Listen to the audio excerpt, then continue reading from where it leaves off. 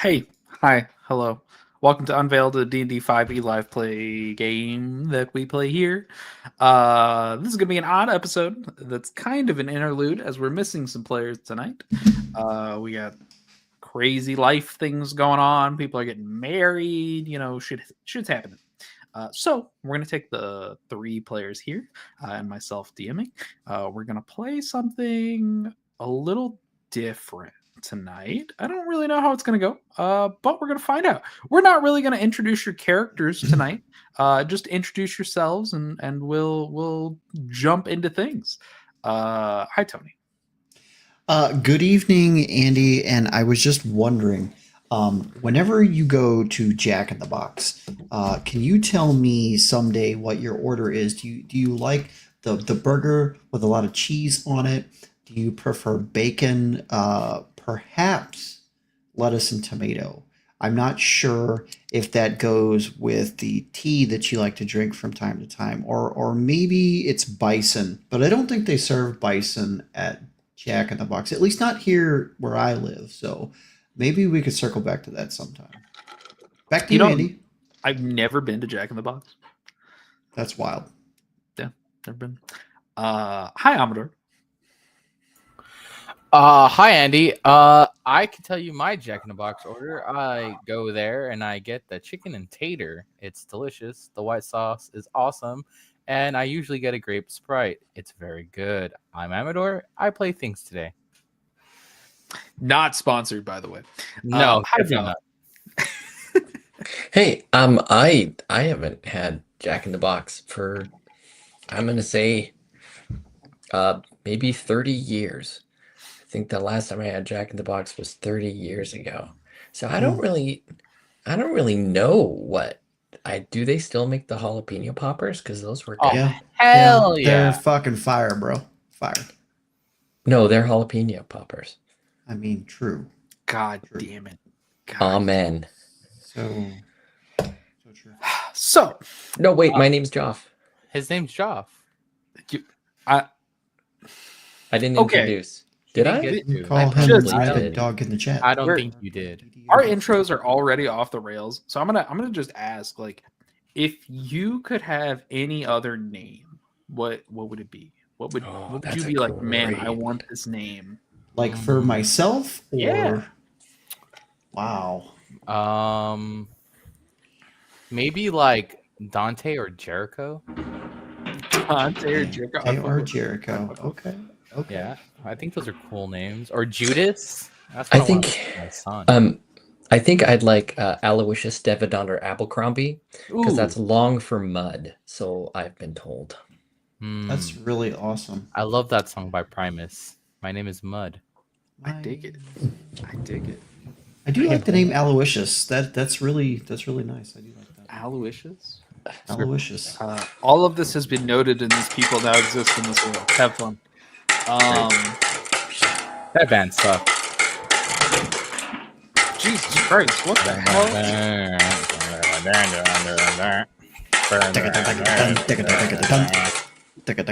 Like I said, the I can intros play are that just one. off the rails.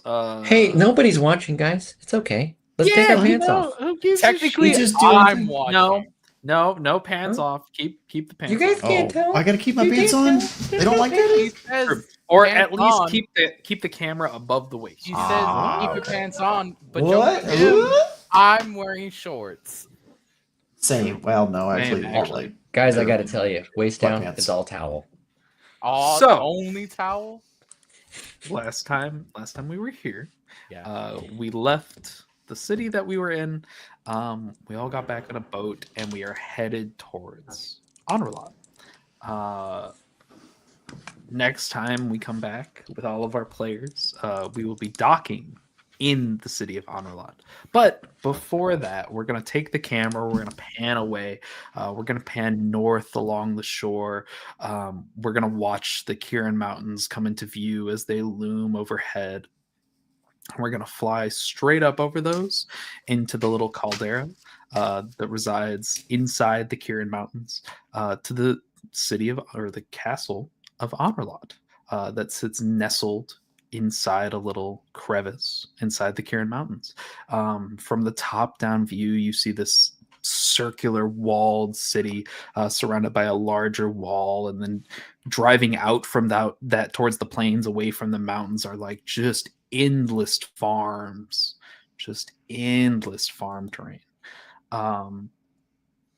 We watch as the veil light bleeds over this place. Just nestled in, you see like a large lake towards the east that kind of bleeds into the underside of the mountains. There must be some type of underground cavern there. The veil light just bleeding over the entire city. In the easternmost tower, at the height of the castle of Honorlot, sits a room. Inside this room sits a large stone circular table. It is completely stone, carved with intricate symbols and grooves. Lining it, there are 12 slots that look like they would fit some type of sword, some type of blade to fit into the groove. Each one is marked by a symbol. There are 12 chairs lining the table. Each chair bears that same symbol. Of them, we see beasts and heraldry, that of the dragon, the falcon, the owl, the elk, the unicorn, the raven, the wolf, the snake, the griffin, the tressym, the wroth, and the lion. At the table today sit 6 swords. In one, you see the most standard of blades. Very much what you would expect of a long sword. Just enough room to hold it in 2 hands if needed, light enough to be held in one if required to wear a shield, a nice long crossguard with no adornments. The pommel has like the head of a wolf emblazoned upon it. It looks like proper steel, and there are runes in a language that you don't know snaking up the core of the blade. It sits in the spot that has the wolf's head emblazed. Sitting at the table in this spot is a man that looks to be in his late 30s, if you had to guess. Very solidly built, kind of sitting and waiting for something to happen. His long black hair tied in a ponytail behind him, with like a short, very well kept beard. This looks like a person of order. To his right sits a large mountain of a man. Amador, please describe what this man's sword looks like.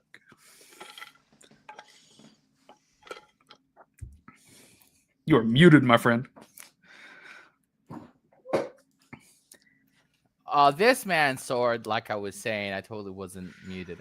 This man's sword is, Mountain of the Man needs a mountain of a sword. So it's definitely a big sword, but not a great sword, and definitely doesn't have a pointed tip. Instead, it has a rounded tip, coming closer to an executioner's sword that they would use in ye old England. And yeah, it's big and it's very simplistic. It doesn't have a lot of like the fancy accoutrements that you would see. It's very like robust, and it's made for its intended purpose as a sword. Fair enough. What does the man behind it look like? I like what you said. Big old man. Like this man, even in his specifically made chair, still kind of like has to find the perfect angle to sit at. He has to sit in a certain way. He has long, fiery hair that drapes over his shoulders, and a big, thick beard to match that drapes over his chest and even like what you said, it even like is confusing for most, where his beard hair starts and ends and his chest hair comes from, and he's wearing very relaxed a sailor clothing right now. Is because he's sitting at the round table. He has like the white sailor shirt. It's kind of open, letting some of the hair and the chest breathe a little bit. He's kind of just leaning back, watching everybody. Fair enough. There's a couple of spaces here before we get to the next person at the table. It seems not all are in attendance at the beginning of this day here. The next one we come to has the emblem of a lion on it. What does that sword look like, Joff? It's very unassuming. Like when put up against all of these other swords, it's a single edge. It's a back blade. It's a shorter sword, thinner, um, like a peshkab from Persia, or like a Khyber. Someone's trying to call me, and my phone just went doo doo doo, and I don't know if you heard it, but it was very funny. But it's like basically like a machete or a machete-sized kitchen knife, if you will. So it just comes to a point, but it is like single in the hand, light, could cut through brush or could stab through chainmail. And it is just a simple single forged for like one billet of steel all the way through the hilt. There isn't even a tang, it's just all metal. And the end of it has a cap still made out of that same piece of steel, that is just like a round, almost like a round end of a gladius or something like that. That's just embossed with a image of a lion, and it's not ornate at all. It's like a signet stamp. Okay. And the person behind it? Um, Dark green cloak, rugged, like waxed, for rain, for terrain, for being exposed to the elements, almost like an old like hold your hood type of scenario that would just protect a peasant from rain, except elongated and going over shoulders. Um, not not a wide frame under this cloak, but the cloak billows out, making the figure seem more imposing than it is. And the figure has the cloak over their head, and a straight salt and pepper beard comes out. It's perfectly straight. And their nose and mouth is exposed, but the cowl comes down over. And while their head is tilted down so you can't see their face, their posture is so straight, so erect, that it makes it seem like this man, who is probably only 5'4" or 5'5", is as tall as anybody else in this room. And their presence is as ominous as the giant man that we just had described. But this person is whip thin, tiny, rugged brown leathers under a green cloak, and their hands like this, even with their posture straight, just resting on the desk, but within quick reach of that sword. Directly to their right sits the emblem of the raven. What does that sword look like, Tony? Hello, everyone. As you look at this sword, it's kind of, I would say it's a cross between a short sword and an elongated dagger. It is jet black mixed with a kind of like a charcoal, almost matte finished steel. It's got a thin, like cross hilt, or the guard, very thin. And at the end of both of the tips of the guard are just little raven heads. And if you look at the blade itself, it's almost fashioned in the shape of a raven's feather, and it's got these little striations on it all the way down. Like if you were looking really close at a feather, and you could see like all the individual little things that make a feather if you really look at one, all the way down to the tip. Uh, if you look at the palm or the heel of the hilt, there is a kind of a purple blackish looking gemstone that's perfectly polished and rounded on the end of it.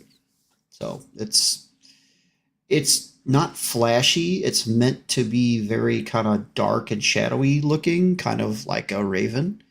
Uh, and it's you could very easily hide this blade in pretty much anywhere. And the woman behind it?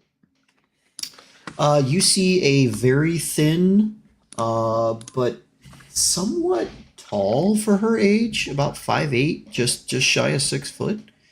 She's got this long golden hair that's currently tied up into a tight bun behind her head, head, and she's got a single like hair pick sticking through it with a raven's head on it.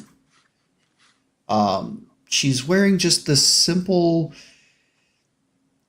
almost like a cross between country feel and nobilistic, like blue tight fitting dress. And underneath it, you swear you see corset lines like sucking, like just tight to her body.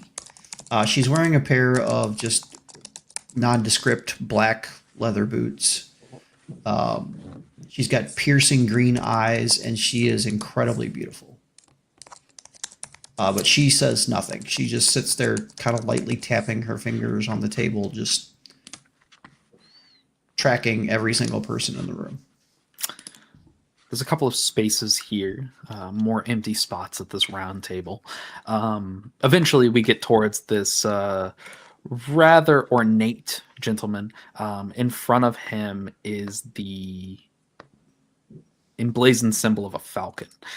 This sword is ornate in a word.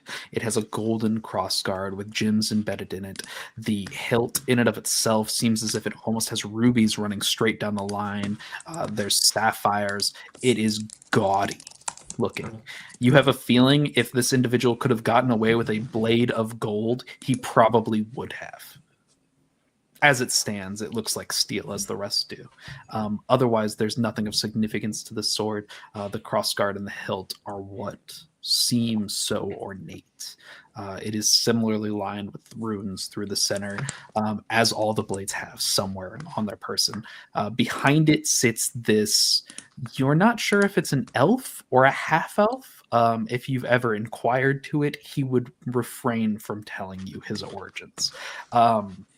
Long, luxurious silver hair, very like accented, acute features. These little like beady eyes behind it that look like they're always trying to figure out the best possible next move. Very thin in size. He just kind of sits there with a gold or a platinum coin, kind of moving it between his fingers, rolling it up and down as he looks around the room and continues to glance towards the large door that leads to the chambers nearby. A couple seats away to his right sits the strangest weapon on the table. It is less sword and more sword staff. There is a slight blade protruding from what looks like a gemstone at the end of a staff here, kind of jutting out from the table. Behind it sits a woman in these like long, fine red and white robes that look like they're adorned with like white embroidery over the red. She sits there with white hair that's kind of done up in a very fine braid that falls back behind her back. She looks human, but too young. She looks younger than our dear Lady Alice does at the table here, but that youth is not reflected in her eyes. standing behind her some 10, 15 feet back at the wall is a reflection of her. It looks almost as if she is in two places at once. Though the creature behind her's eyes lack an iris, they are pure milky white.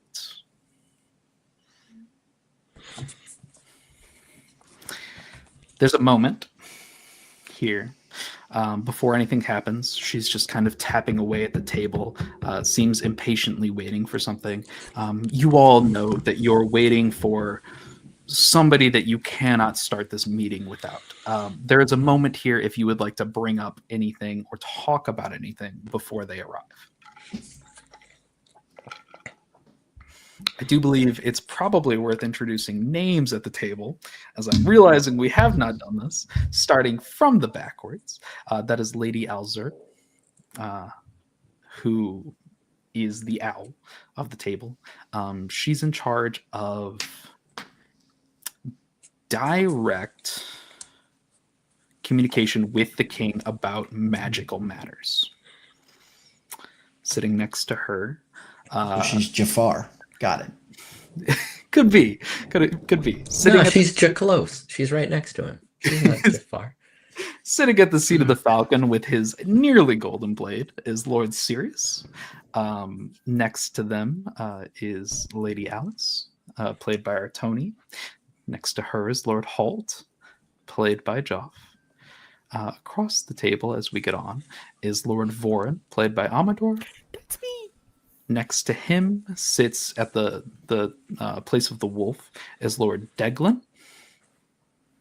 And that's everybody at the table. So, would anybody like to talk about anything before our guest of honor arrives?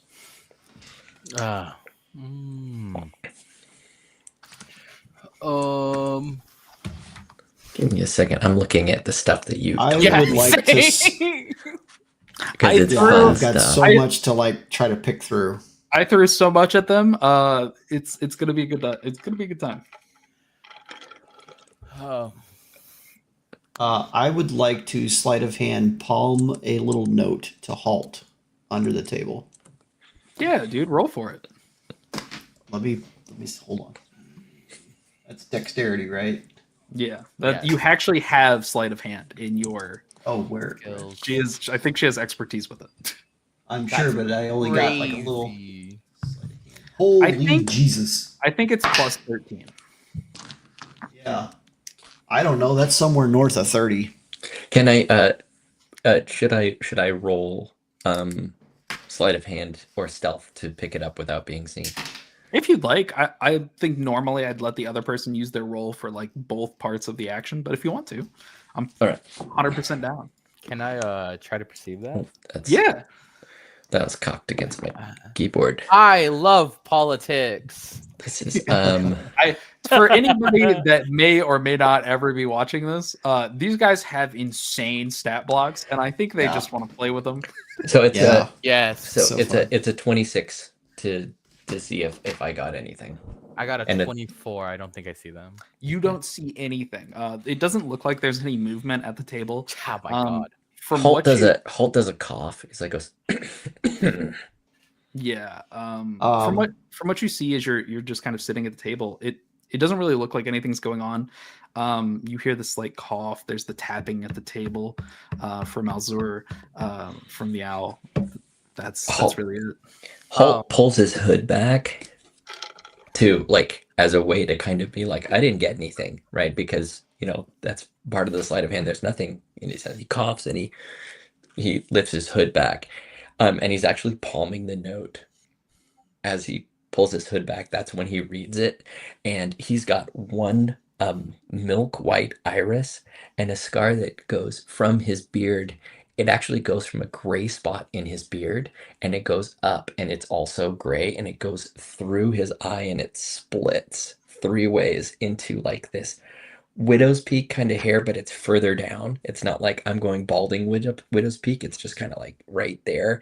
And his hair is like, if his beard is like chopped, because it does look like he just grabbed his beard and chopped it straight. If his beard has like gray salt and pepper lines, they match his hair and it's like shoulder length to his where his beard was, as if he just went with a knife and with a knife. But it's like he's striped like a badger. What's in this note? Um, it just basically says that I need you after this meeting to get a small contingent of folks and move them east quickly. We have a shipment that we need to intercept coming from the coastal waters into the Empire.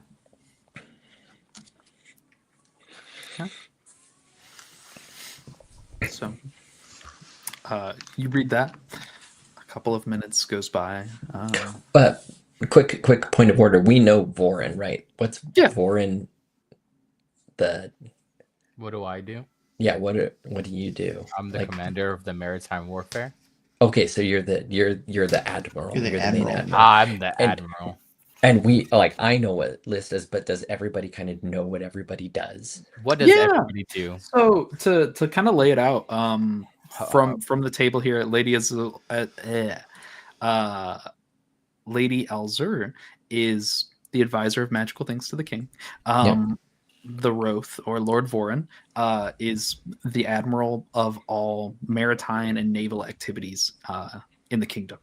He's in charge of anything ship related. He's in charge of training the crews. The Wolf, Lord Deglin, is in charge of basic training and recruitment for the knights. Like standing army stuff, or higher up? Exactly. Standing army, and from there, all knights are either promoted or kept. There are higher ranks among the wolves, but if you are tapped for something else, you may leave, right? Most knights for other departments are tapped from either the wolves or the lions. Got it. So, following that, you all know that Lady Alice here, the Raven, is mostly in charge of foreign matters and the treasury of the kingdom. Those of you that are a little bit more in the know, which I think is everybody at the table, know that she runs as a spy master for the kingdom. Halt here is in charge of the Lions, which is the other main source of people coming in and being trained. Either you're seen as, oh, this would be somebody with a good sword arm, or this is somebody that would be, we went back and just holding a bow with the rest of the line. So he's more of like specialized training rather than general training for Douglas. Right. He's tapping people for specifically archery if he thinks they would be better at it. From that crop of archers or specialized people, if he finds them, there's a corp of rangers within the kingdom. These are your special forces. These are the baddest of the bad. Oh shit, people. Yeah, I think that's everybody at the table, right? Oh no, the Falcon. Lord Sirius here is in charge of trade among the kingdom. He's also in charge of taxation amongst the kingdom. So he's in charge of allocating resources. He's in charge of figuring out where trade goes within the kingdom, while Alice handles most of the foreign trade. They have to interact a lot on that. But that's everybody. Point of order. Is there any preconceived notions on their whether they like each other, don't like each other, good, bad working relationships? Is there any flavor to that, or you just want me to go with it? That's up to you. Beautiful. Cool. Yeah.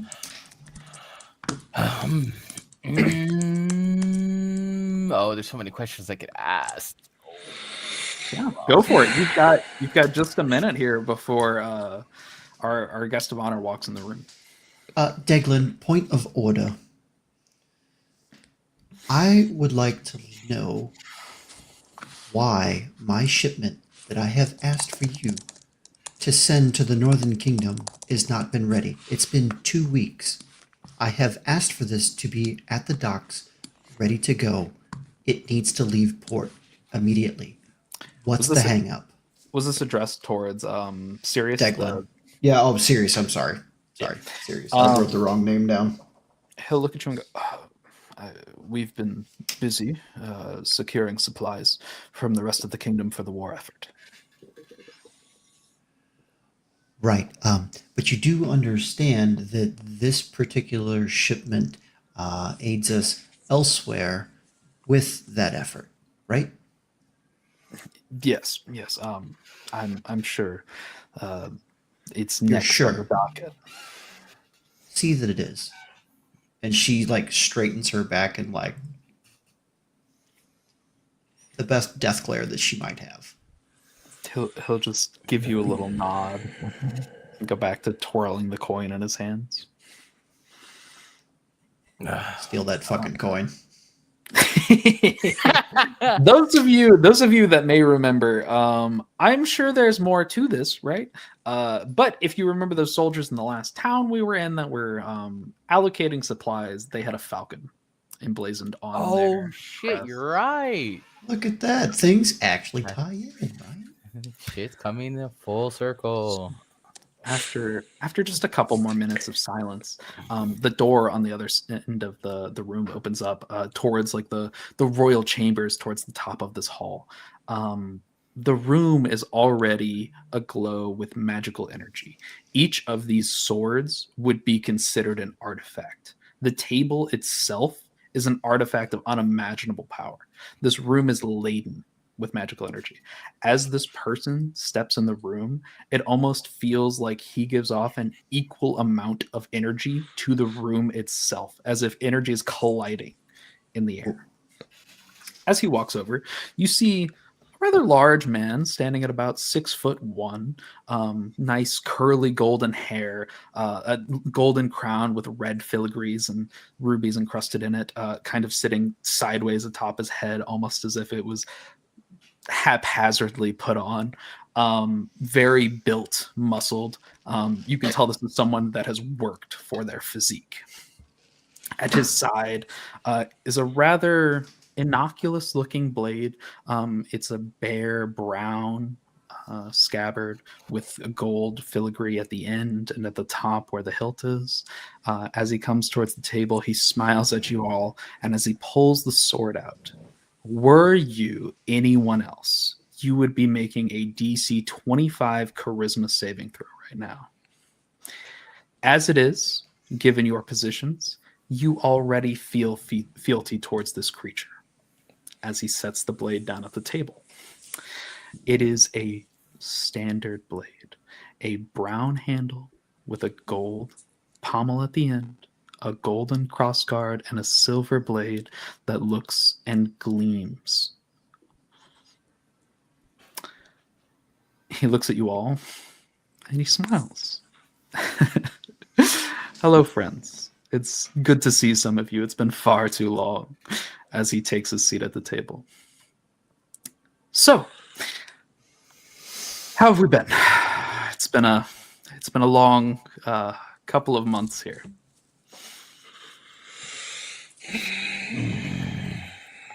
How long you can say. And for those that don't know, this is King Michael Artilia.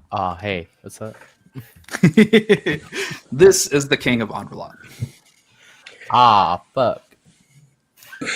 Halt shifts in his seat, leans forward, elbow on the table, not looking at the king, looking down, not at his sword, but at like the middle of the table. So, averting the gaze, being a little bit subservient, but at the same token, not trying to like place blame on anything or see anything, like with the comment he's about to say. He goes, "My king, given the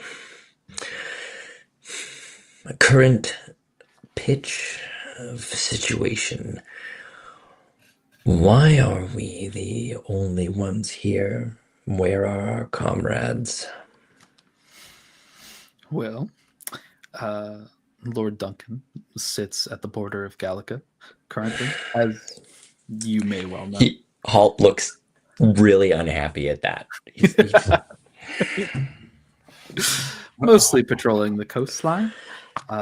Lord Alexander is entombed in some cooperative work with a couple of the kingdom's lead artificers. Lord Ivar is on a rather unfortunate time. He's engaged in previous activities in the spine of the world. Lord Erland is out preparing the troops on the eastern side of the kingdom for transportation. Lady Sistim is currently in an antechamber with Archmage Antilius, and the rest of us are here. Why is not the owl with the Archmage? Oh, she will be. And he kind of looks at her and she rolls her eyes and she looks back at the creature that sits in the corner of the room, and with a snap of its finger, it disappears. Do I see where it went? All of you know that simulacrum just cast teleport.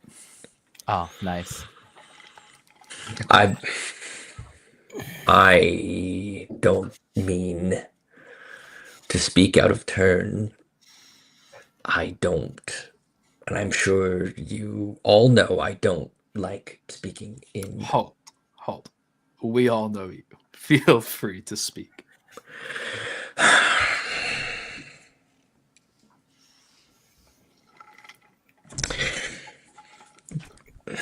To be frank, my liege, to be frank, we all knew this was coming. We all saw it.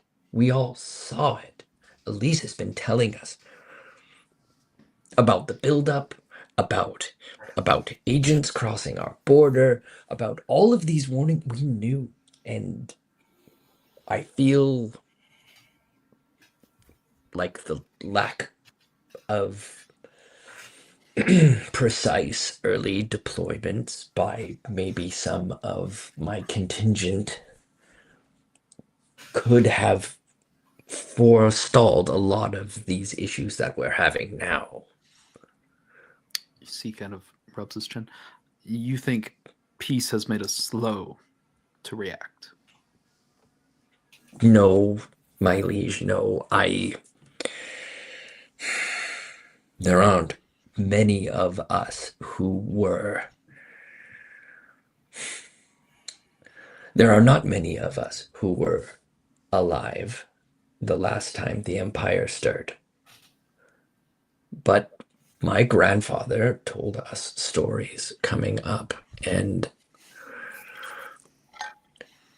Your Grace, under your leadership, Enrulat has grown strong by seeing its borders not as a limit, but as a way to define what it cares about and who it cares about. We have strengthened from within, and our resolve has not been to conquer, but to, for lack of a better word, nurture. But the Empire doesn't care about strength through nurture. They just care about conquest. They would take the clouds from the sky to drink the water. They would take the blue from the air just to say it was theirs. And I don't believe that under your rulership, which has been a boon to this nation, I do not believe that peace has made us soft. But I believe that strength has made us slow to see external threats as we make ourselves better from within. And as he ends that, Alice is gonna slide from her, like, out from underneath her dress, like, sleeve, just a little. It almost looks like a note, and she unfolds it, and just slides it out onto the table, and it's actually like a small map depicting the kingdom. And where does the empire border the kingdom on one side, or is the spine between it and the kingdom? So, if you were to take a very long trip by boat over the ocean, it kind of borders. That's a death trip, right? Without some type of magical means crossing that much ocean with that many creatures in between it, it's not likely to survive, short of somebody in this room being on that boat, right? Um, it's more likely that they go either around the spine of the world or through the spine of the world to get to Onrelot. But Or they found a way to go across the ocean. so they don't adjoin by land, or they do at some point adjoin by land? No, there's ocean between each of the continents. Continent. Okay, so empire is a continent, kingdom is a continent. Okay. Temporal question. Right now, as this conclave is happening between all of these high-ranking officials, is our party on the water being attacked by So agents of the Empire? at this point, it would have been after your party is attacked by agents Okay. of the Empire.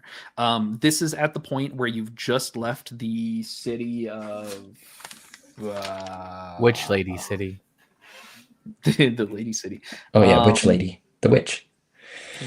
Valmora. This is Okay. after you've left Valmora and are just getting back on the ocean. So at this point, Elise, the spy master, could have reports of things like this happening.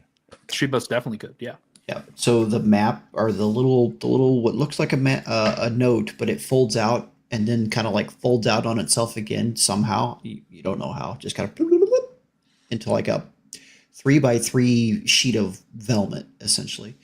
It has the coastline of the kingdom drawn in, and it has that ship placement that the attack and Valmorange, is that what it was? Valmora. Valmora.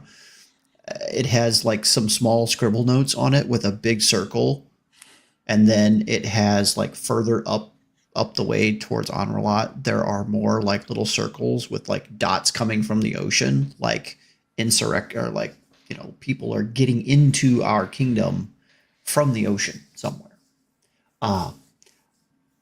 To his point, we do have small incursions happening, although they don't seem to be militaristic in nature at this point. They are intelligence gathering missions. Along the west coast? Indeed. Voran, is that possible for them to cross the sea? If they find the means to, they can. They could even send fodder if they have to. I was like, Hello. am I Hello, muted? Cal. Is this embarrassing myself again? I small child. he was ready to go, and then there was a kid. I was more worried that I muted myself again. I was like, oh, I look stupid. Your liege, while these incursions have been dealt with, Halt's point, strength has potentially blinded us from possibility. Any one of us sitting in this room right now can deal with a lot of things, a great many things, possibly all things. That's not to say that there are not those in this world that can also do things. Lady Alice, I will remind you of the White Council, of the Black Sword, of the Dragon of the East. All things that I would rather never fight. Of course. All I'm saying is our drive to do what we have done here potentially has blinded us. And I would like to call attention to that as my duty, Your Majesty. What course of action do you think proper? I have a few select units that I would like Halt to put together. With your permission, of course, to see if we can ascertain where these incursions are originating from and potentially slow or stop them from reaching their destinations altogether. Is your plan to have this group infiltrate the Empire? Your Majesty, I am charged with a great many things, and it is my specialty to do things as such. And you watch as she just kind of glances up. Is there a window into this room at all, or is it like solid stone all the way around? Yeah, so lining each side here, basically there's like the left or the front and the back of the tower have like doors that lead up and down, and on either side of you are 3 windows each. That are like large single glass panes that lead out as the veil light kind of bleeds in, but there's no glare. This light through these windows does not pass anything but the light of the veil. So everybody at this table is like keenly perceptive in their own ways, and like everybody here is just a master of something, right? Yeah. And these are all people that like you work with. You Yeah. may not like them individually, but you Right. trust they have the kingdom's best interests at heart. She'll look up at one of those windows towards the back, and she doesn't try to hide her glance whatsoever. Like this is a 100% tell. She looks up, you'll all look at the window, and this singular black, just jet black raven with these like purple ass eyes. I don't know what to tell you other than they're purple. Like hops up to the window, like flies in and sits on the window ledge. And then you watch as it just passes through the window like it was a shadow through a wall, just into the room, and then comes over and hops onto her shoulder. And it's got a little scroll tied to its foot. And she'll reach up and untie the scroll and kind of pet the bird on the head, and it just kind of nuzzles into her cheek. And she opens the note. She huffs, crumples it, sets it down on the table. My apologies. My work is never done. To answer your question,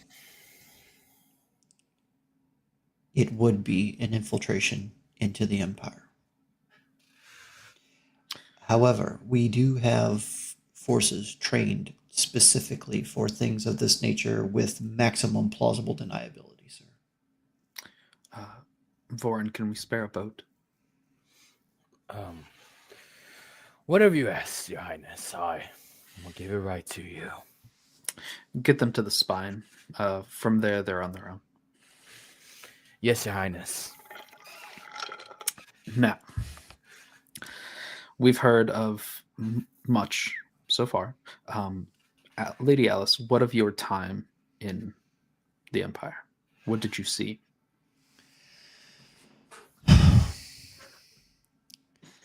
The people there are such a great mixture of ruthless, soulless, barbarianistic kin, mixed with everyday people like you see here in our kingdom. From the top down, it is very structured, and there is no forgiveness. There is no lack of authority whatsoever. I traveled to several different cities, keeping under cloak of darkness, in my ways, of course. And she gives everybody a little smile at the table as the raven kind of nestles her again. Halt is right. They are building forces. I'm still trying to ascertain as to what their overall plans are with those forces. But the numbers that I saw, Your Majesty, are truly earth-shattering. It's said the Empire holds the mightiest navy this world's ever seen. Lord Voren, what do you make of it? And if they do have it, if they can cross the sea and not go through the spine, what are we looking at? If we, for any chance, were to lose the Navy, we could see an overrun on our land. If they figured out how to cross the spine through any means necessary, then we should act swiftly. We should ascertain where the ships are and make deal with them much in the same way Elise would prefer. How they can cross the spine is beyond my knowledge a little bit, but we should probably start preparing for smaller blockades just to not raise suspicion of their envoys. Can we My liege, I'm sorry. Can we focus our efforts on the southern half of the kingdom and trust the reef to the north? The one with the great ones. Yes. Yeah, I think that'd be a good idea. Much to Elise's reports. Boats have been spotted out there. So I think right now we should cover all bases as much and as fast as possible. We have anticipation on our side. If these things being said are true. If the concern is an invasion of the continent, Halt, what can you tell us of Gallica?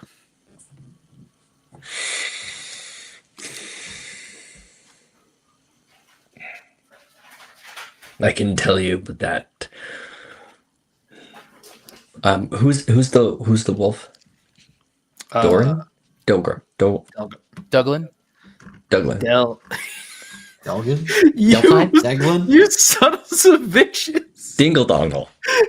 Daglin. Donger! Daglin. Dagland. Not Doug. Dag. I got- Dglan. Okay, sorry. I did spell it right. Degland. Daglin. I just Um, can't speak. Halt goes, my liege, I can tell you of Gallica that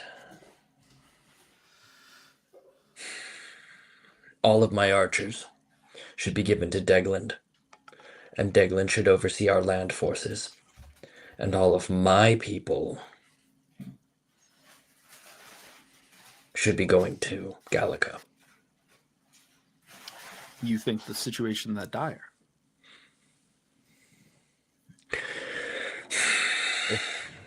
If I can interject, I think spreading our land forces is way too thin, especially with your men, Halt. I think we can set ourselves up for disaster. The point is well taken, Lord Voren. I'm saying my men. Just my circle. The rest can be under main control to protect our kingdom, of course, but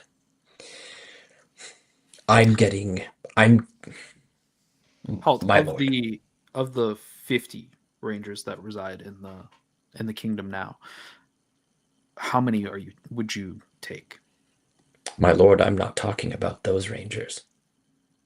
Those rangers could stay. I'm talking about my men, my lord. How many?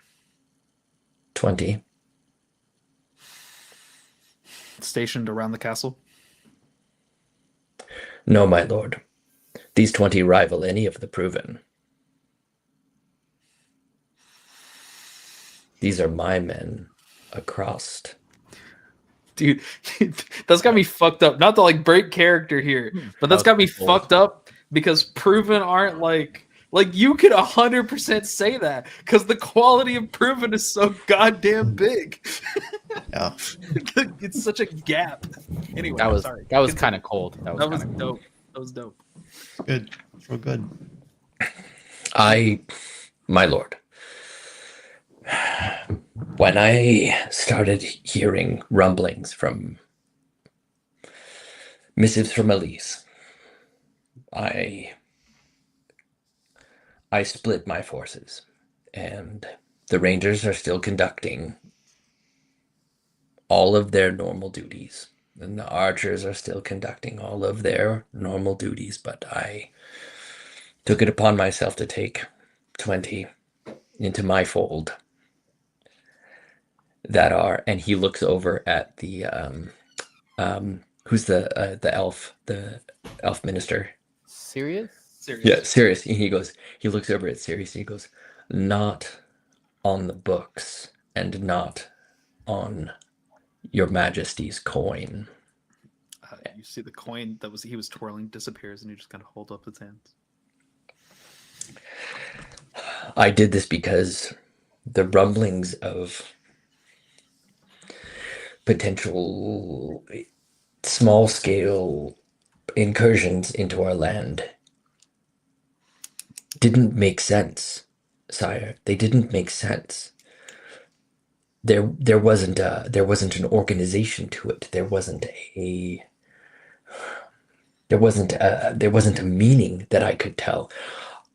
But they were coming in to our borders, and how could they? There's only one way, through the madness of Gallica. So, if you were to take these 20, what is your plan for the current tribulations in Gallica? And if you were to run into the reported malady there, what are you going to do without Veilfire?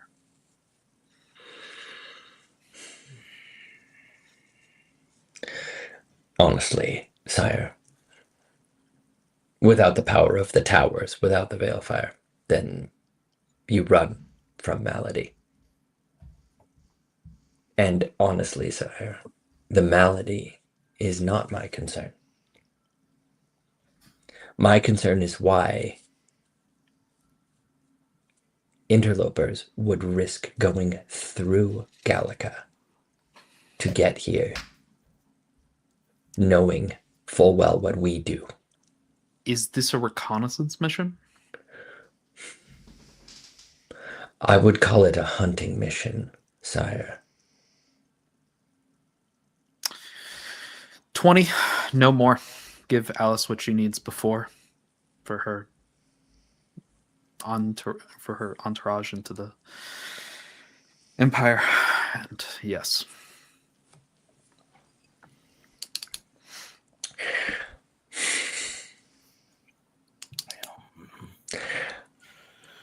Mm-hmm. Thank you, my liege. I have to ask, because I can't fathom it.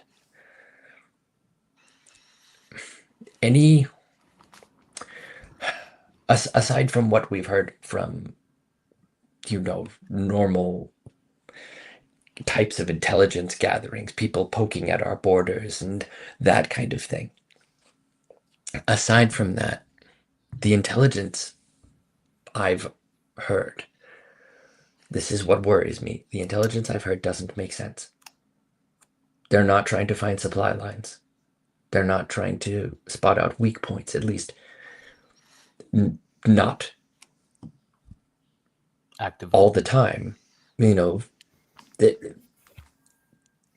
There are when you have a predator and it's tracking a prey, it's looking for something. It is trying to serve a purpose. I can't tell what these predators are tracking. I can't tell what they're looking for.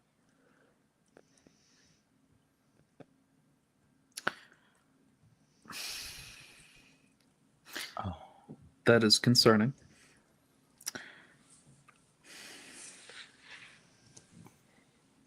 Lord Hold, what would be your guess of what they're looking for? If you had to throw out any idea, what would it be? My lady, Elise, you were describing patterns to me and of seemingly random espionage. I I was sending my rangers to look and to intercede, and there was nothing there by the time my men got there. The trails were ended because they were so damnably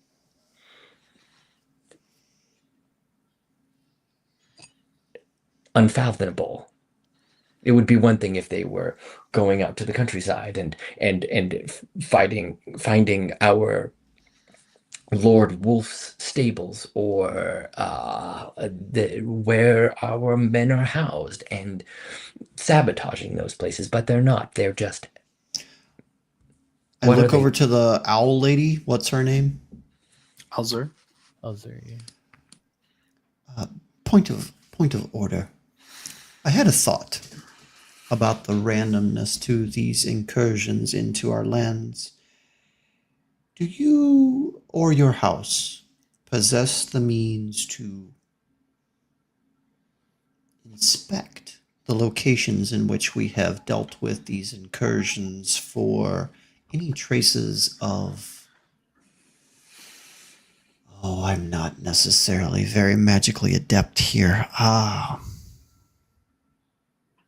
If they were marking territory, if they were placing unseen wards or things of this nature, what if the randomness is not necessarily randomness at all?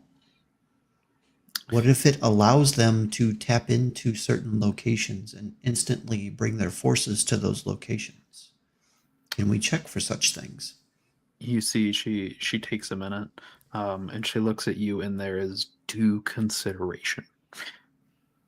We've run all manners of detection and divination over these points of incursion. I myself have been to many. We've seen no traces of magic from their shamanism, and we've seen nothing of. Forgive me. We've had reports of sorcerers from the spine aiding the empire. This is the most concerning magical development, and we've seen nothing of traces from their shamans or the sorcerers of the spine. Would there be a way, and of course, all due respect to your vast knowledge, would there be a way to simplify their means to make it appear to be something that it's not? That way you wouldn't be looking for it, not detect it. Go lo-fi, if you will, for lack of a better way to say that. Before you answer that question, over the table, out of game, how crazy are we allowed to get with your Yeah. lore? Yeah, dude. Yeah, because I'll let you. I'll let you know. I'll let you know if that's a no go. I'll stop Okay. you. Okay. All Can you right. give us like a red card and then like a Okay, yellow you card? might Yeah, you might give a red card for this, but I think it's just too much fun to try and throw out. And as Elise finishes that, and the what's her name? Owl. The owl. Alzer. Like as Alzur is considering it, and a halt goes, yes, and what of your love of the theater? I'm sure some of those wonderful patrons might be able to give you some extra added information since they owe you so much. Warren at this point is now going to lean forward, and you're going to see his metallic hand kind of shimmer in the velvet light. You'll see she'll look at you, And she'll glance towards Alice on this, and look back at you and go, I no longer have any dealings with the theater. Much of my time with them was, by their request, my time spent at the Spire.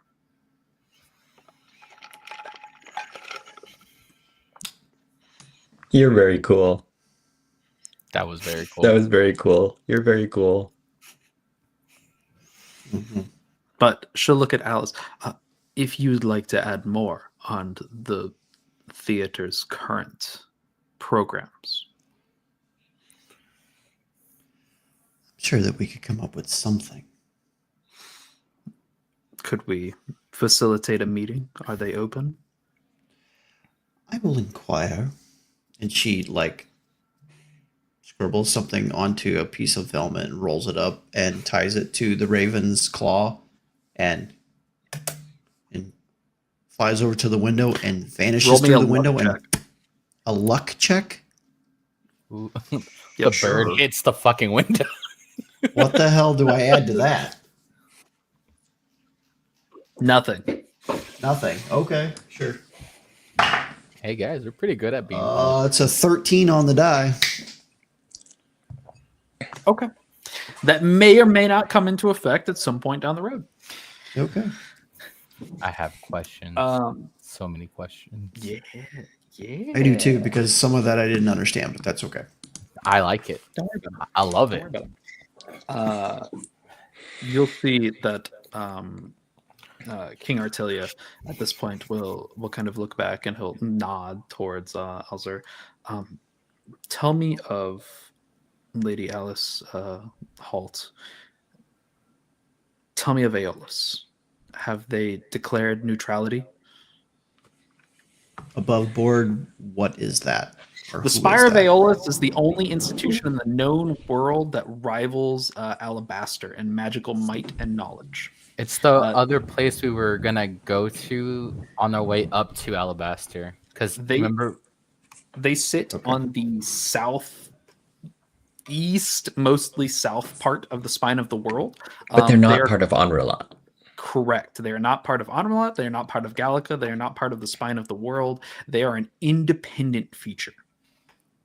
So like their own city-state-ish kind of place? Yes. So at this point, Halt goes, as you know, my lord, I have many friends in the Spire. None of them have indicated to me that they are going to declare anything. They seem to be testing the waters, as it were, but all of them have indicated to me that I must turn my eyes back to Gallica, which is why I should be there and not. I digress. I can confirm that they are indeed warning us about Gallica, and I can assure you, Your Majesty, that Halt should be where he is requesting to go as soon as we are done here. There is one thing, my lord. Forgive me, Elise, but I think we should let him know. My friends in the Spire don't go to the highest echelons, of course. Why would they? But there is talk of some sort of weapon or deterrent. It's very amorphous, but there is some sort of discussion of some sort of like détente. Now, against what, I don't know. For the Spire? Within the Spire. But yes, like not a weapon against the Spire, but a weapon wielded by the Spire. He takes a But moment. those, to be clear, my lord, those are my words. That is my understanding. he'll take a moment that he'll look at Lady Elzur. Can we send an emissary to the spire? She'll take a moment. Yes, we can. We'll have them teleported there on the morrow. He nods. And he looks back at the rest of the table. So, if that's the case, if it were to come to naval combat, Voran, how many ships do we have? What's the state of our navy?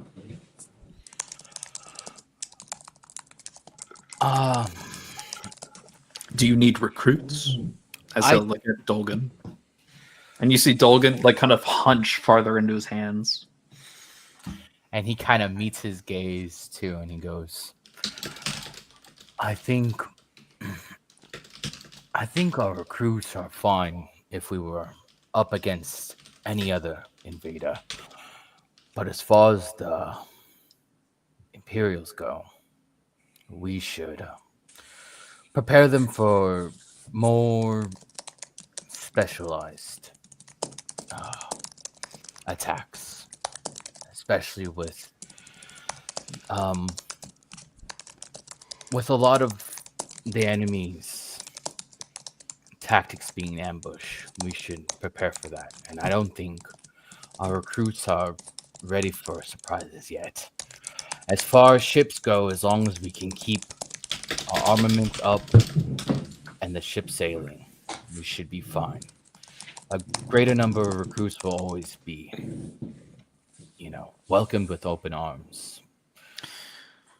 He'll take a moment. Can they be spared? He'll look at Dolgan, and Dolgan will reply, no, my lord. We're down to 50 recruits training inside the capital now. Throughout the nation, we number only in the 20,000s. You said the king will take a moment. Those of retired age, and you see Dogan will shift his head quickly back towards the king. Sire? Retired age. Some 10,000, perhaps? You see he nods. Kind of puts his hand back on his beard and starts to think. Voran, how many would you need? Out of how many? Give me a number.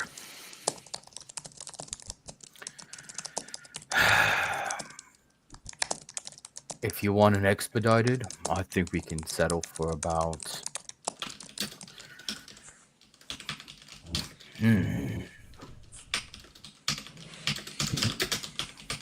Above the table, that's a really good question. I didn't think about that.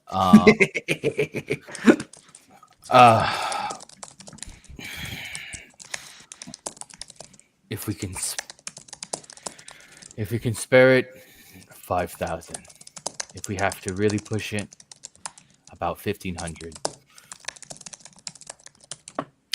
Halt of the archers in training and available. What do your numbers look like?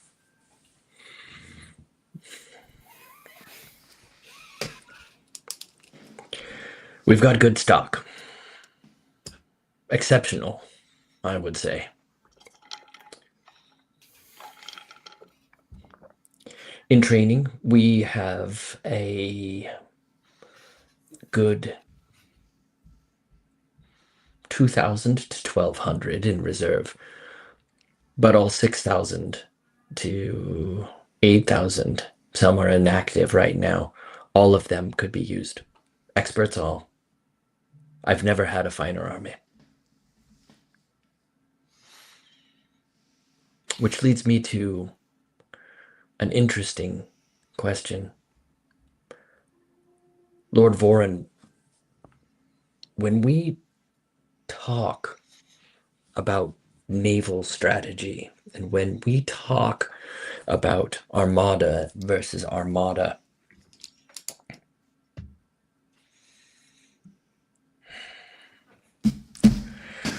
my realm tends to deal with being a bit less staunched in pomp and tradition. Do you think there might be a way to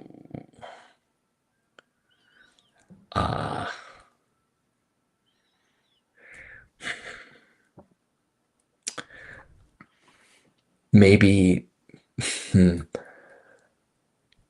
I guess for lack of a better word, fight dirty? Are there proverbial trees to hide behind to shoot your cannons? Is there?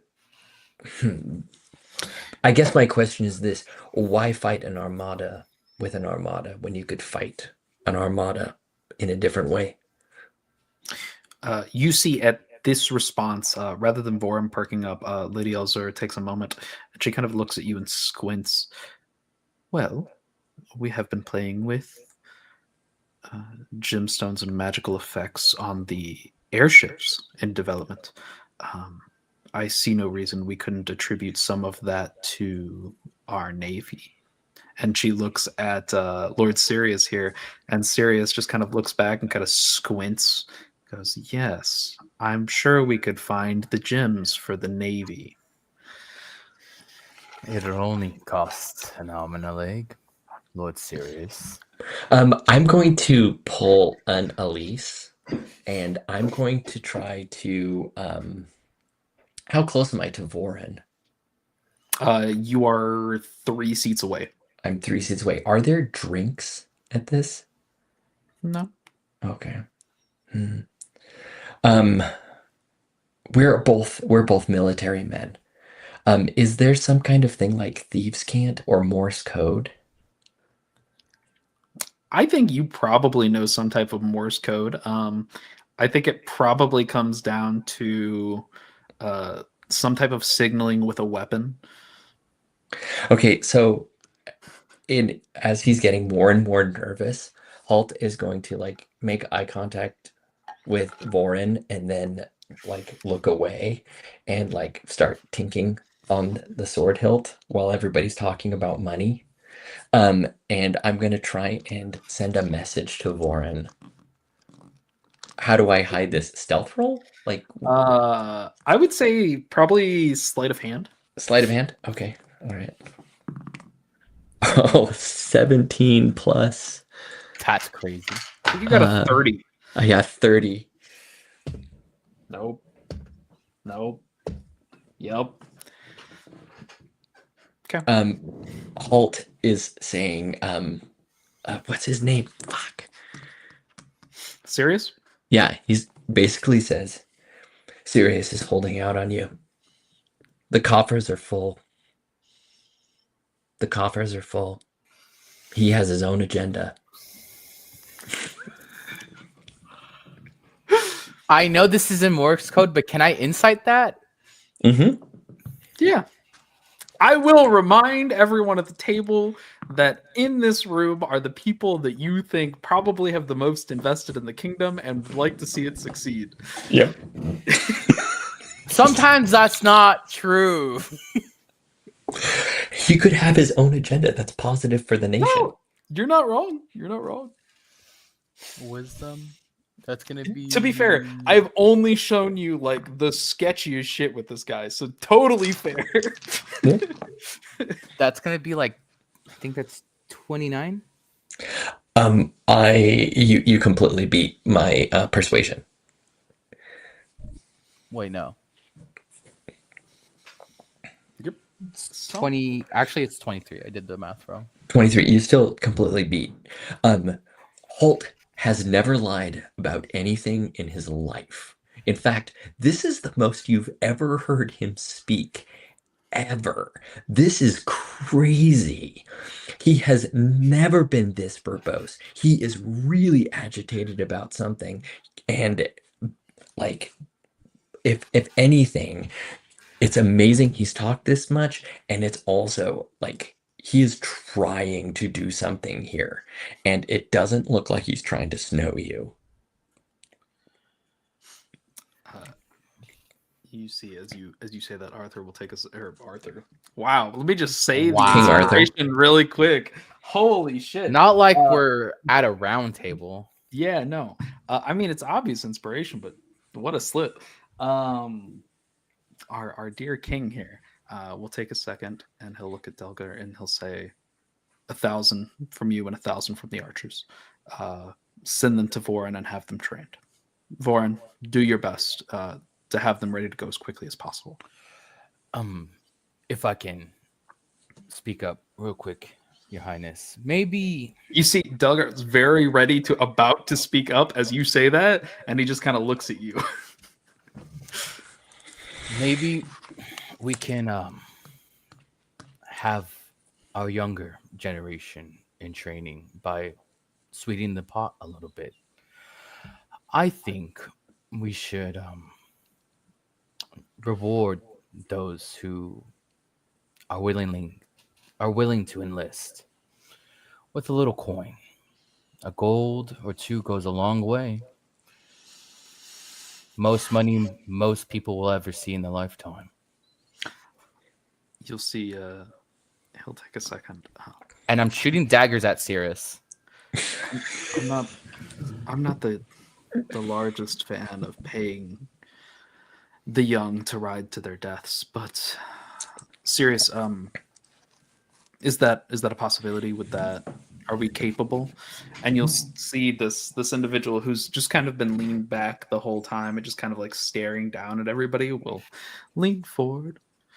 Well, yes, we most certainly could afford to pay some type of signing bonus to the young that enlist. That coin could also be spent on the guild, as Inkwell will be here on the morrow to discuss terms. We could also use that money for mercenaries from the spine, and send those not of the kingdom to their deaths.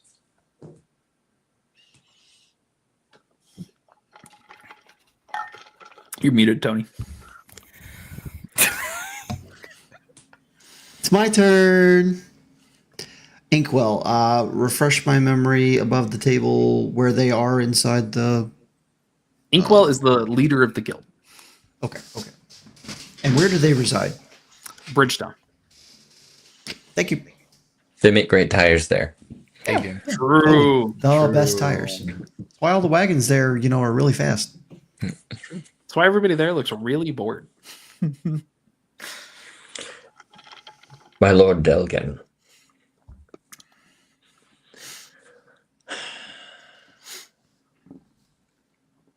What about the worrying reports that we've had from some major cities like Port Saris that have been leveled? Saris is a special case that has been decimated by some planar shift. Some type of planar entity invaded the city and razed it to the ground. It then left, and all of my scouting reports, you or Alice may know more, noted it heading south of the ocean. South. Towards the lost continent.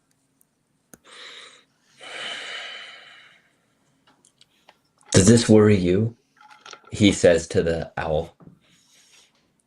Oh, yes. We've spent far too much magical energy attempting to scry that creature. One of the chosen was there, Archmage Antilius' child. She was there at the city, and we've enlisted She's her. just a girl. She was there. Is that the little one with the hat? Yep. Oh, shit. We've asked her to scry, and she was unable. Our following attempts were also blocked. They didn't go well. We'll just leave it at that. And I would be very sorry. We're not worried about that being some kind of Were times less trying, that would be the primary focus. No. I'm sorry. I mean, we're not worried that that was a purposeful weapon.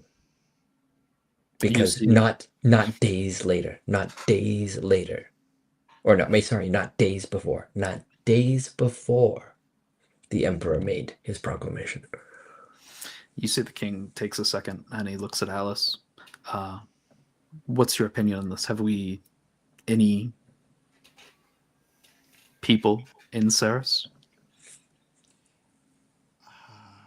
We currently have a few operatives And in I will, Ceres. before you say that, I will remind you Ceres has been and still is theater territory.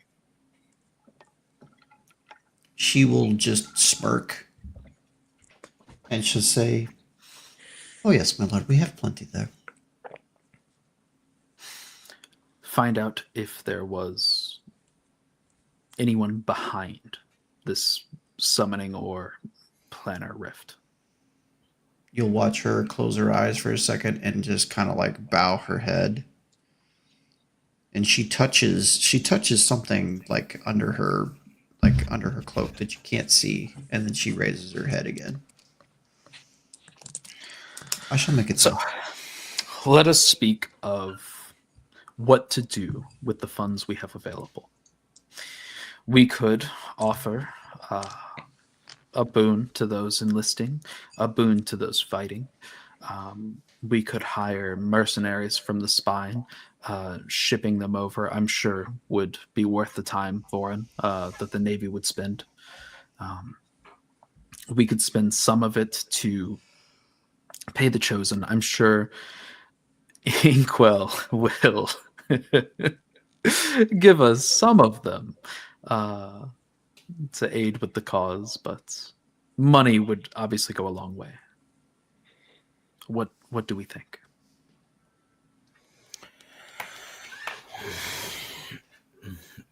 My problem with mercenary is you can never tell talent or if they're trainable. They're like wild dogs sometimes. So it could be a good gamble or a bad one. What we need is a small group, a strike group with a centaur. And perhaps a small frog too. Where's my sounds- fucking yellow card? Where's my fucking yellow Maybe card? somebody who likes tea. I And just see this guy. This is me waving the yellow card, motherfucker. I think someone with a need for raising One of- the dead awkwardly. One of my best entrenched operatives is a small rat woman that vomits uncontrollably. I heard she eats literature. Gerda being a fucking ranger would be the biggest. That would be twist. crazy. It would be the best. Or a short, weird fox girl. God fucking damn it. Okay, rewind that back. I'm Yeah, sorry I right, cut you yeah. off. That was back. so good. That was so good. I think we should start with the guild, see what we can amass, even booning them. Adventurers, they're already honed warriors for the most part, so I'm sure Dulligan and I can shape them into fine soldiers for water or land, and I'm sure we can spare some to halt. I would agree. I would say those within the kingdom currently already would be more suited to being paid to do things that benefit us rather than those from the spine. Luffy, Alza will raise her finger. We also would do well to invest some of our resources into the artificers of Alabaster for the upcoming war. And you'll look at Sirius and goes, already far ahead of you, my lady. We've sent some 30% of our recent acclamations to them. Halt shoots a glance over to Vorin. Mm-hmm. Like, you want to see where the money's going? That's where it's going. It's not going Oh. to your boats. That's It's going to the White City. He's a little slow, and he's like, oh. um. It is worth. You may find this interesting, like above the table. The White Council has no representation at this table. Who's the White Council again? The most powerful Aristhea. mages in the world. The leaders of Alabaster. Oh, so That's where our characters are going. is the king not a part of that? He's just really powerful. So, the current standing is that Alabaster swears loyalty to the kingdom. Mm-hmm. However, Comma. were they to rebel, it's not cut and dry who would win. Okay. So it's a very like strenuous friendship, we'll say. Boren is gonna speak up again and say, to the tune of transferring money wherever, Cirrus, I think we should also pivot our funds towards our own armaments, our own ships, our weapons, get our mages and archers equipped the best we can. Because if we are fighting with yesteryear's weapons, I think we should expect losses. Great ones at that.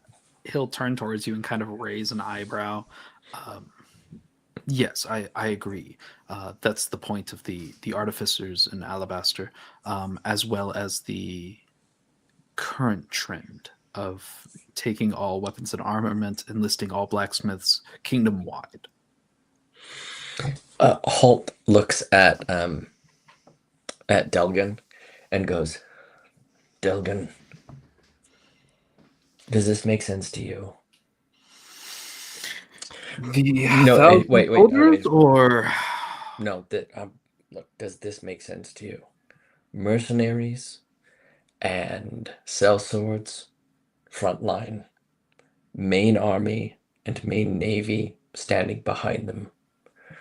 A boon or a gift to those who re-up if they are retired or if they are new and young, as reserve, pushing supply lines to the front. That way our eldest and our youngest are not on the front lines yet. We have our standing army, and then we have fodder in front.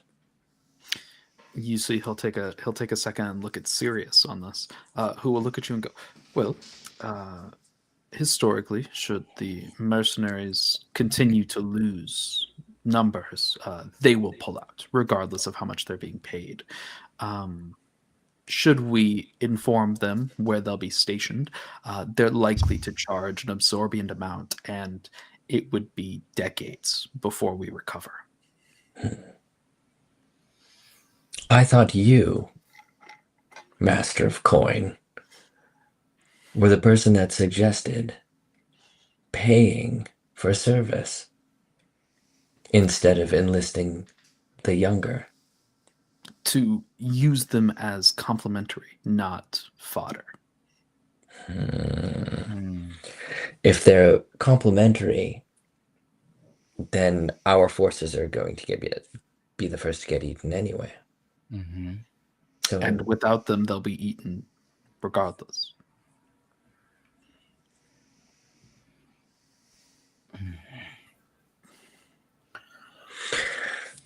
You see the king will take a second here. I believe paying the guild and hiring the chosen is something we're all in agreement with. I say so. Holt looks down at the desk, at the table.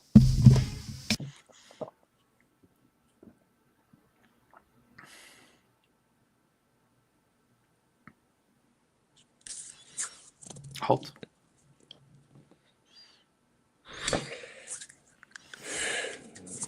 My lord, I've spoken far too much in these proceedings today. And what I am about to say may be the last thing I'll say. I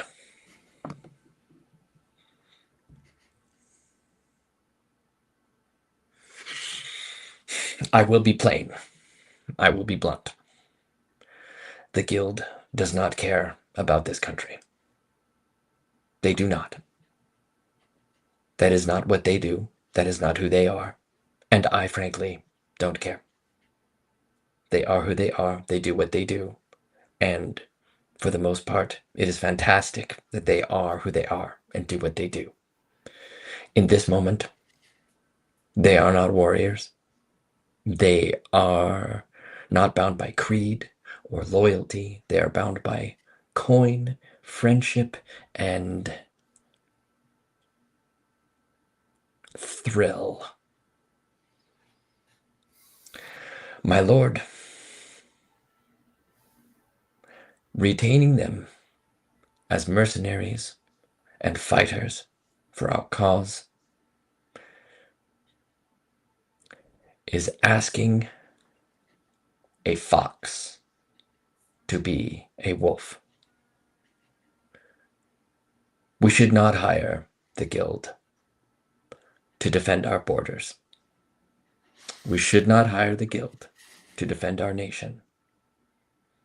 We should hire the guild to infiltrate the henhouse and eat the poultry within. It will be much more fun for them. It will be much more adventurous for them. The stakes will be higher, and the type of guild members that we will attract will be the right kind. Not couriers, not brigands masquerading as security agents for convoys and the like. We want the proven, and the proven, frankly, sire, are insane. Give them an insane mission, and they will take it. We should not ask them to protect our borders. We should ask them to attack.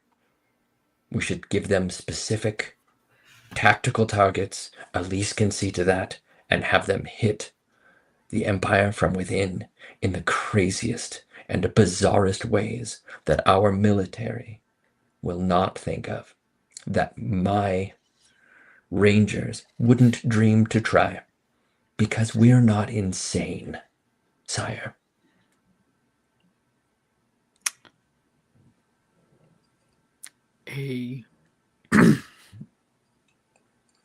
An interesting plan.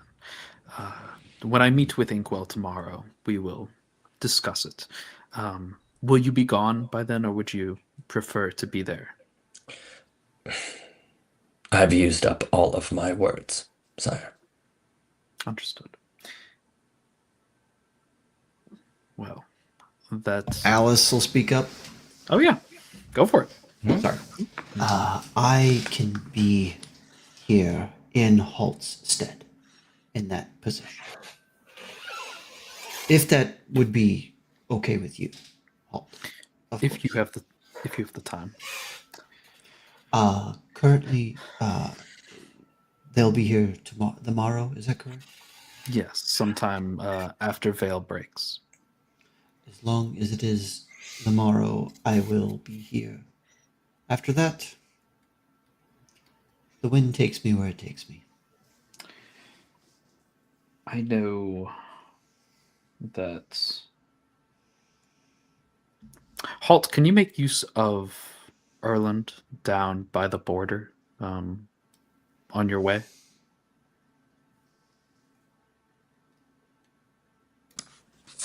How would you have me do so, my liege? Take him into Gallica. Send him on a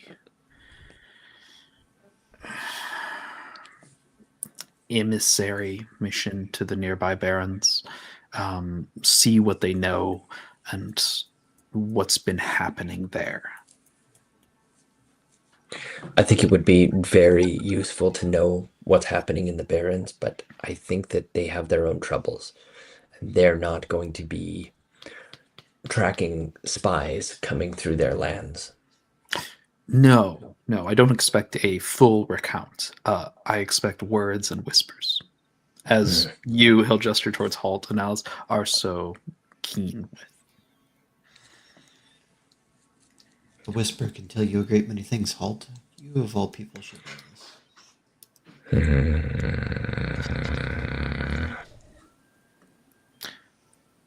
So, I have one more piece on my mind tonight. Is it your mind on your money? Is your money on your mind? Sire. Malish. Take a look. He'll take a look at Sears. Now, Malish. More money, more problems. Mo money, mo problems. As the Falcon fucking Knights are robbing the nation blind. But 99 gold coins ain't one. He'll look at you all and say, you all know of the city of Aristhea.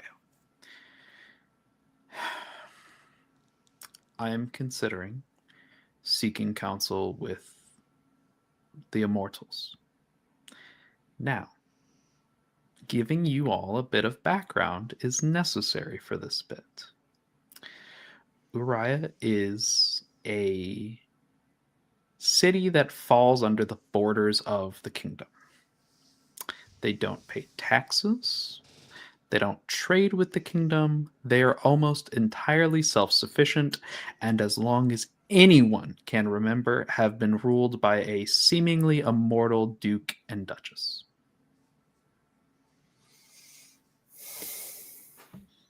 Like vampire immortal? Or we don't know. You don't know? Say I'm pretty. They've been around forever.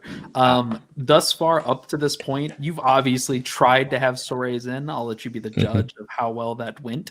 But keep in mind, this place has been self-sufficient from before the kingdom was there. Halt whispers. Halt says, "And who are you taking as guards, sire?" He takes a moment and kind of moves his head, and he will look over towards the owl to Lady Elzer, and she'll nod back at him. And then he'll look towards Deglin, and Deglin will nod back at him, and he'll look back and be like, there you have it.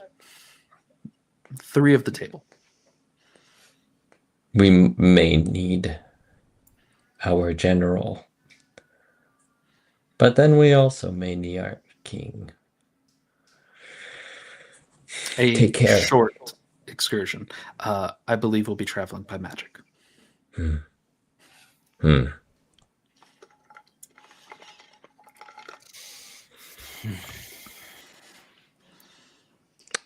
Would you do me a favor, sire?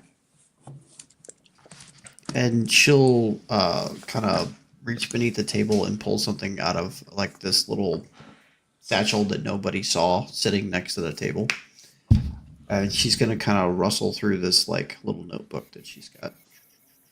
She's going to rip out a single page. She's going to fold it over, lick it, and then take like the hairpin out of her hair. She'll pull it. The hair will fall down, and you see the tip of it is like razor sharp. And she's going to prick her finger, and she's going to run it across the note, and then blow on it, and it dries in place, and hands it to him.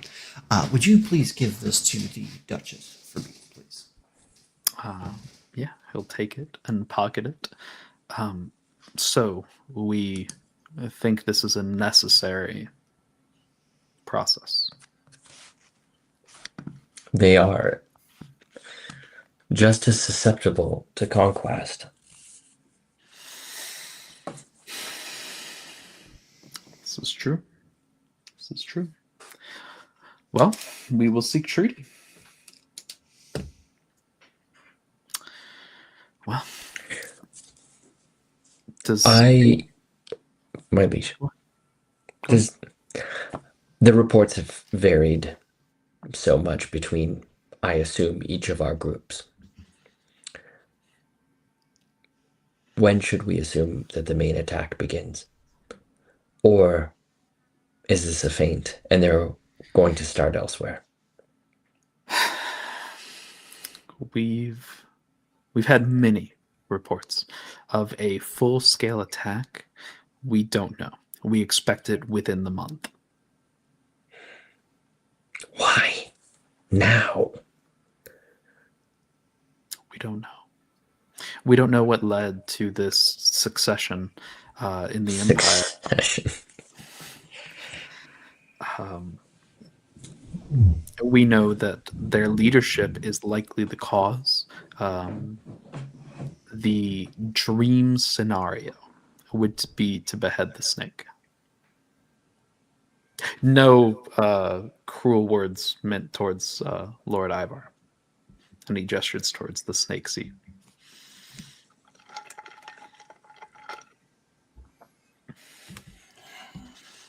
Give me a couple of weeks, and I will attempt to find your opportunity.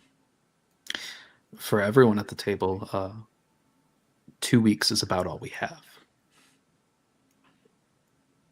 You see her like tuck her head down and like rub the bridge of her nose a little bit, and her hair, now that it's out of the pick, like falls down over her dress.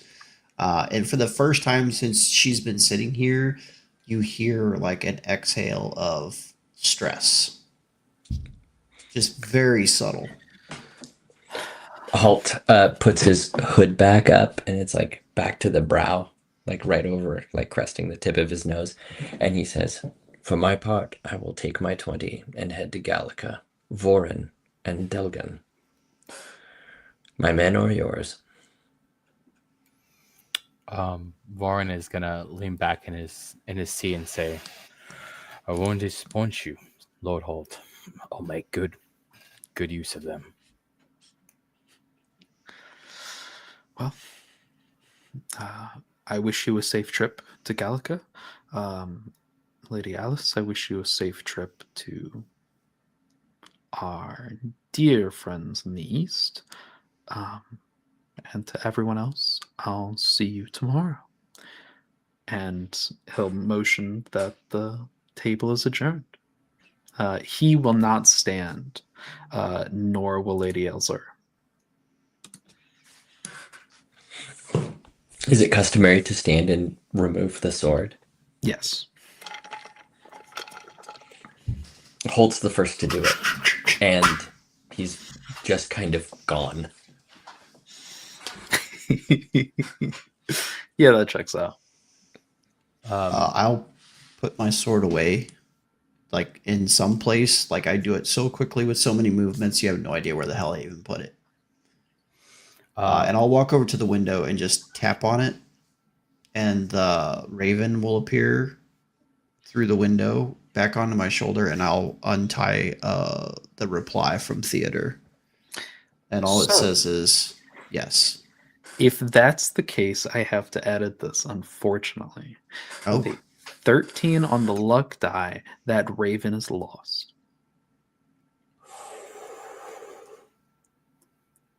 so when I tap on the window and the raven doesn't come back through, I turn visibly angry. And she will stomp out of the chambers quietly, like a quiet, pissed off. "I have somewhere to be. I shall return." And she'll vanish into the hallway, and she's gone. Delgan will stand, sheath his sword, and just quickly scurry out of the room, down towards the barracks. Sirius stands up for his part, kind of just stretches above the table, sheathes his blade, and kind of just like waltzes out of the room. Warren will stand and grab his big old hunk of iron, almost dragging it across the table, and sheath it on his back as he gives a big yawn and then stomps out his little 7'11" ass out and down to the docks. An interesting tidbit. There's no sheath for Halt's sword. God, that's so good. Crazy. That's so good. So, as the camera pans out and a conversation begins between Lady Elzar and our dear king, it pans out over this large castle with the inner wall and the outer wall, and then all the farms that stretch out into the distance, surrounded by the Kirin Mountains. As the camera gets farther, you see the reef, that like rainbow reef that surrounds the Kirin Mountains, followed by the endless ocean. And then it centers one more time, this time to the far south of the continent, well beyond the kingdom's borders, towards the very south of Gallica, to a mountain of corpses being burned away and an Empire ship disembarking. That's where we'll end. Cinema. I did not expect Joff to pitch Gallica so hard. The plan the whole night was to have the invasion begin in Gallica today. I win. You win! So, Yahtzee! what you did tonight may have vast impact on the direction and how quickly this escalates. And So- I was just thinking that like those 20 people that Halt had were completely off books. They were like his Fedakeen, right? He I he dig was it. training these people completely separate from the Rangers. So this is some other incredibly clandestine group. I dig it. I'm on board. Let's do outros. Say who you played. Say how you felt about tonight, because I don't fucking know. Hi, Amador. Oh, me this time? Wow. Hi, I'm Amador. He's not muted. Yeah, I'm not muted. I really enjoyed tonight. That was really fun. I want to play this character again. We may come back to these at some point. That may I want be to a play thing. this character. I want to play the dragon again. I want to play all our one-offs again. Those are really fun. Hell yeah. Hi, Tony. Good evening. I played Alice, the Raven Spy Master Extraordinaire. This was fun. I thoroughly enjoyed this. Thank you for allowing us to help craft some pieces of lore tonight. Set whatever crazy shit is in motion faster, good motion. And gods rest the souls of our actual crew. Fuck yeah. True. Hi, Joe. Hi, I played Holt, who was the lion. So this marks the end of my curse, where I can't play anything cat related. This is the first time I have ever been able to play something that is cat related without having to cancel. I literally didn't let him play the Tresson. I tried, and then he was like, "But your cat curse." But then you let me play the lion, and I was like, We got inch you "Technically a back into cat. it. Inch back into it. Technically a cat." So anyway, maybe technically curse broken. Did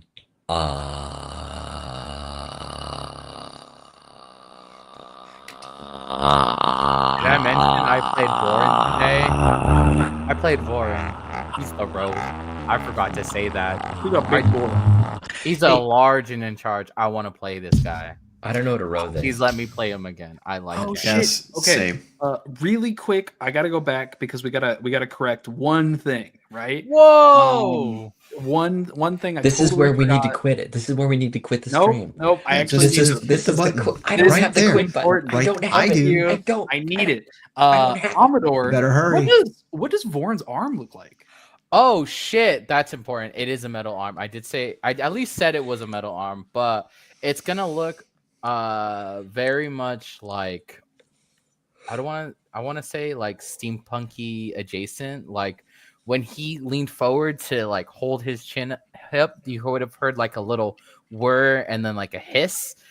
Cause like in my mind, the bronze arm is very simple. Like I guess for a lack of better things to describe it, think of like Edward Elric's arm, but a little bit more on the bronzy age steampunky side.